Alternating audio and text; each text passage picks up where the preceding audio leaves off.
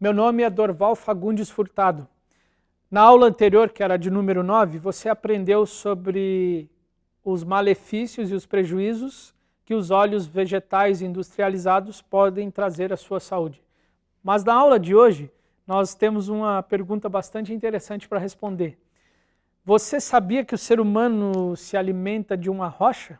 Exatamente. Se você está em uma lanchonete ou diante da mesa mais requintada, haverá sempre um saleiro ao seu alcance. Pois acredite, essa substância já foi um dos bens mais desejados da história humana. O psicólogo seguidor de Carl Jung, chamado Welsh Ernest Jones, amigo de Freud e responsável por levar a psicanálise à Grã-Bretanha e aos Estados Unidos, publicou em 1912 um ensaio sobre a obsessão humana pelo sal, uma fixação que ele entendia ser algo irracional e inconscientemente sexual. Tendo ou não razão, o fato é que as evidências confirmam que o interesse humano por sal era muito maior naquela época do que agora. Homero o considerava uma substância divina e Platão o descrevia como uma substância cara aos deuses. No mundo antigo, o sal era muitas vezes associado à fertilidade, uma ideia que nasceu da observação dos peixes de água salgada, que têm muito mais descendentes ou muito mais filhos do que os animais terrestres. Navios que transportam sal tendem a ser invadidos por ratos, e durante séculos acreditou-se que os ratos poderiam se reproduzir sem sexo, simplesmente por estarem em meio ao sal. Os romanos se referiam ao homem que estava em pleno ato sexual como salax, que significava em um estado salgado. Nos Pirineus, os noivos iam à igreja com sal em seu bolso esquerdo, uma proteção contra a impotência. Uma gravura parisiense de 1157, intitulada Mulheres salgam seus maridos, demonstrava como deixar os seus homens mais viris. A última linha do poema que acompanha a gravura afirma: com esta salga, no ventre e nas costas, finalmente a natureza forte não faltará. E é verdade que o sêmen e a urina, juntamente com o sangue, as lágrimas, o suor e quase todas as partes do corpo humano, contém sal, que é um componente indispensável para o funcionamento das células. Sem água e sal, as células não obtêm alimento e morrem de desidratação. Para que serve o sal? O sal é um termo químico para uma substância produzida pela reação de um ácido com uma base. Quando o sódio, um metal instável que pode até mesmo pegar fogo sozinho, reage com um gás venenoso mortal, conhecido como cloro, torna-se o aditivo alimentar conhecido como NaCl ou cloreto de sódio, a única família de rochas consumida por seres humanos. Há muitos sais, alguns deles comestíveis. O que mais gostamos de comer é o cloreto de sódio, que tem o sabor a que chamamos salgado. Outros sais têm gosto amargo ou azedo, embora tenham um grande valor para a dieta humana. A fórmula para bebês contém 3 sais: cloreto de magnésio, cloreto de potássio e cloreto de sódio.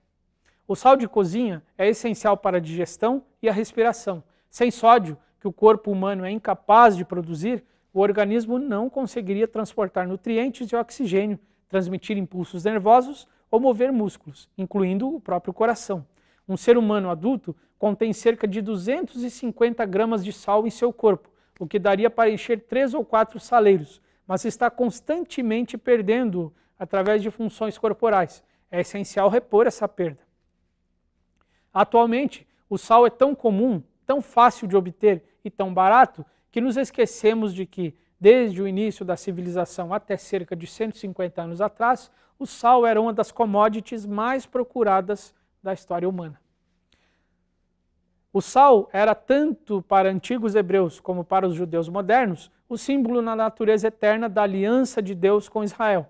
Na Torá, no livro de Números, está escrito o seguinte, abre aspas, é uma aliança de sal perpétua perante o Senhor, para você e para os seus descendentes. Fecha aspas. Números 18, versículo 19.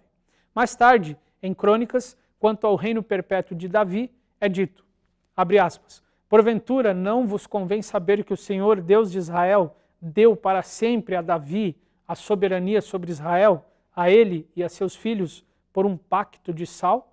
Isto está em 2 Crônicas, capítulo 13, versículo 5. Nas noites de sexta-feira, que é o conhecido como sabá judaico, os judeus mergulham o pão sabático em salmoura.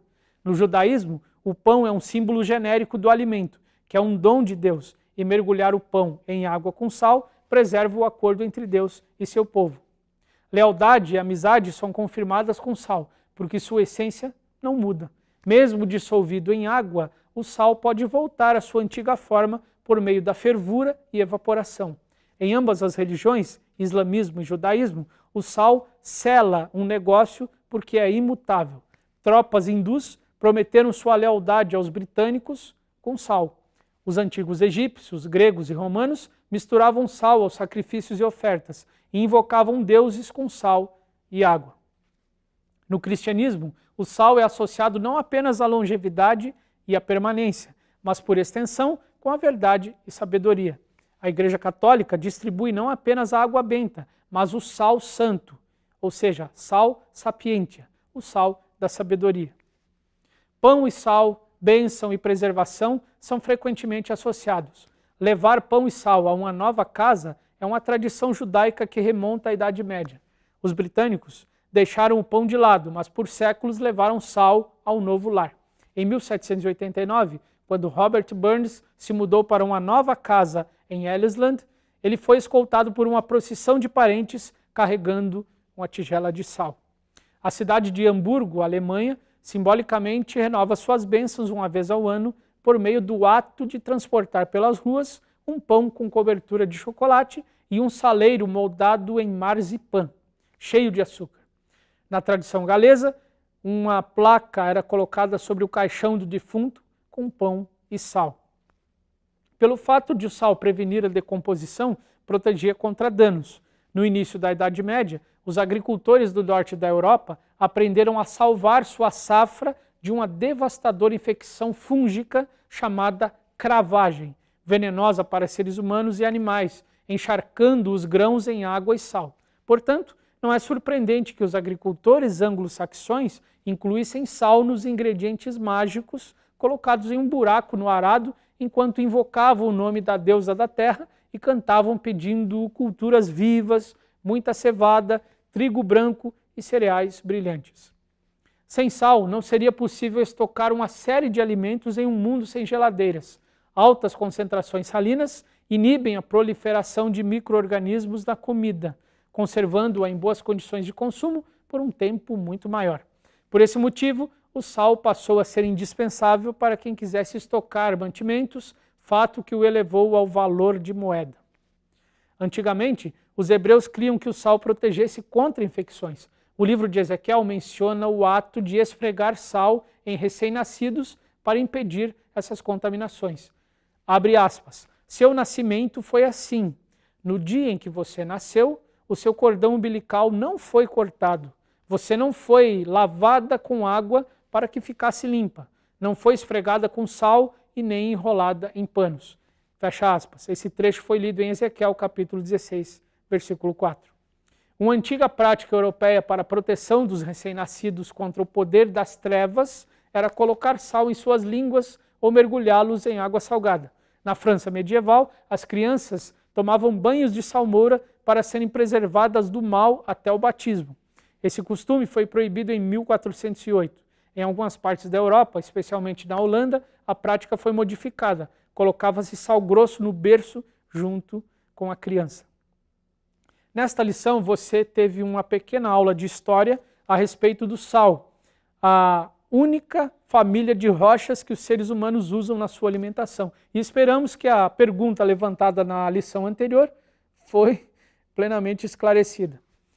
Mas na próxima aula, você vai ter um ponto intrigante a ser questionado.